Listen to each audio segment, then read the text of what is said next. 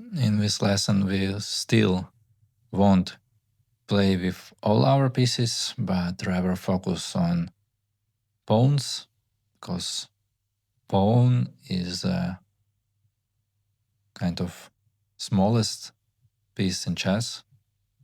Let's turn the board. You remember the first rank should be in our side. So let's put the pawns and look how we're moving. Pawn is the smallest piece and the weakest, but it's like a shield for our pieces, so it's really important. And from the starting rank for white, it's second rank. White pawn can go on one square forward, either on two squares. So you have a choice, one or two. If we did two moves, so next we can do only one. Pawn never goes back, only forward, so let's do some moves. Black moved their pawn to two squares. We need to push it forward, and now black have choice. They can go forward as well or take our pawn. This is the only difference between pieces and pawns, that pawns takes diagonally one square in diagonally, but goes and only forward. So it means that you need to remember this thing. When pawn reaches the edge of the board, it promotes in other piece. The best choice, of course, is the queen, because it's the strongest. So you just take the pawn off the board and you have the queen now, and the queen can go wherever you want. Remember how it moves up, down, and diagonally. And of course, queen is not only the choice, is the best choice, but you can also take, for example, your rook or bishop or knight and put them. You only cannot promote your pawn into the king, because the king, like a commander of your army, could be only one on the board from each side.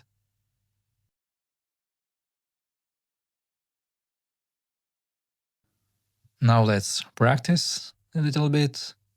You can play special game or with only pawns from black and white side. Each side take turns moving away pawns, and the goal is to reach the last rank. For white it will be 8th rank, and for black the first one.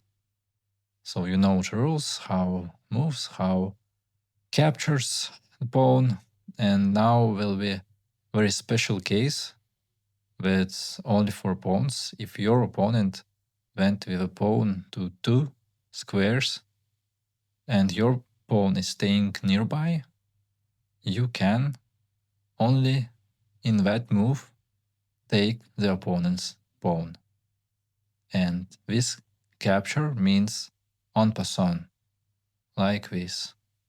Remember this, because sometimes it happens. So for black, of course, it's better to take the white pawn, because it's near 8th rank. It's very dangerous. And now the game can continue like this. I will show you my example. Of course, if you play your game, it will be different. And what I like about this kind of training, that it helps you to learn how to make your own strategy to reach your goals, and also how not let the opponent to do what he wants. Chess players usually name pawns by their files. Pawn on a2, you can find it. It means a pawn, and pawn on d3, then d pawn.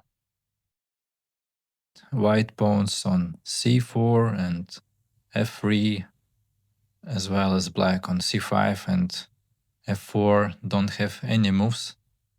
So we just need to wait when the way will be opened.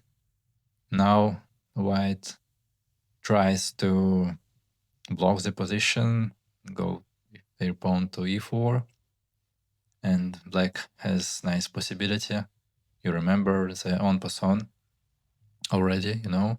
So black takes the pawn by this rule, and we're now very close to the first rank.